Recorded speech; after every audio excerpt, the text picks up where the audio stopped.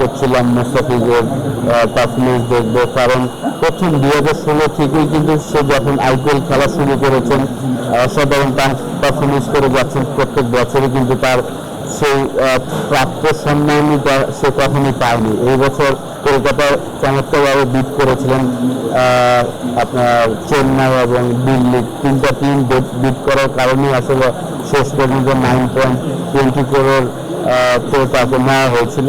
যখন শুনতে পেলাম যে আসলে এই ধরনের একটা নিউজ যে বিসিসিআই কেকেআরকে বলেছেন যে আসলে তাকে রিলিজ করে দেওয়ার জন্য, এটা শুনে অবাকই হয়েছে। আসলে ক্রিকেটের সাথে রাজনীতি একদম মিলানো উচিত না আমি মনে করি।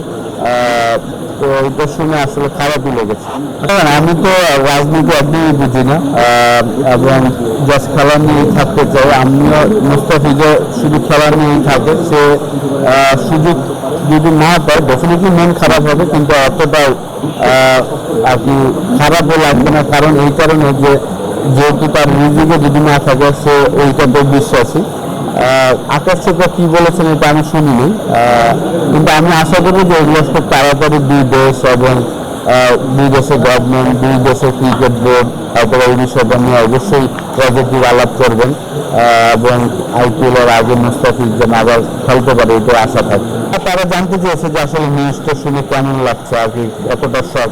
ডেফিনেটলি আমার কাছে মনে হয়েছে যে ক্রিকেটের সাথে রাজনীতি একদমই মিলানো উচিত না। সেই বিষয়টাও আসলে বলেছি যে আমি পুরোপুরি শখ, কারণ মুস্তাফিজ এই প্রথম যে সে যে প্রাপ্যটা পাওয়া উচিত আইপিএল থেকে, সেই প্রাপ্যটা এই প্রথম তাকে কলকাতা বিট করেছিল। তো সেই জায়গায় যখন খেলতে পারবে না এটা শুনে অবশ্যই আমারও খারাপ লাগছে, আমাদের 18 কোটি মানুষেরই আসলে খারাপ লাগার বিষয় আমি মনে করি। এবং সেই বিষয়টা আসলে তুলে ধরলাম যে না আর কি বিষয়টা আসলে এই জায়গায় যাওয়া উচিত না, ক্রিকেটের সাথে শুধু ক্রিকেটই থাকা উচিত। তো আশা করবো যে এটা দুই দেশের গভর্নমেন্ট এবং দুই দেশের ক্রিকেট বোর্ড হয়তো এই বিষয়টা নিয়ে আলাপ করে ঠিক করে বিষয়টা নিয়ে আসলে বলেছি যে কারণ দেখেন আইপিএল এ আমাদের দেশে কিন্তু প্রচুর ফলোয়ার আছে, তারা খেলা ফলো করেন।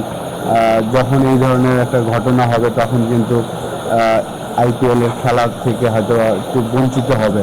আমাদের 18 কোটি মানুষই কিন্তু খেলাটা ফলো করে। তো এই বিষয়টা আমার কাছে মনে হয়েছে যে তারা হয়তো বা এটা নিয়ে হয়তো বা দেখেন কলকাতাতে কিন্তু মাশরাফি প্রথম খেলেছিল, তারপর লিটন খেলেছেন, সাকিব অনেক লম্বা সময় খেলেছেন, এবার মুস্তাফিজ সুযোগ পেয়েছিলেন। তো একটা ফ্যান বেস কিন্তু ছিল আইপিএল এবং কলকাতা নাইট রাইডার্সের। তো সেই জায়গাটাতে অবশ্যই এই ধরনের ঘটনা হলে তো অবশ্যই বাংলাদেশের মানুষরা হয়তো বা বয়কট করতেও পারে না। এটাই তো বললাম যে এটা আসলে ক্রিকেট বোর্ড ডিসিশন নেবে।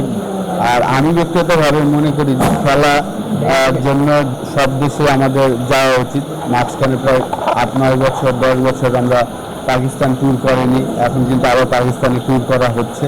তো যারা খেলেন সব দেশে আসলে যাওয়া উচিত এবং ওই দেশের সিকিউরিটি তারা ওইভাবেই কিন্তু দেয় আমি মনে করি।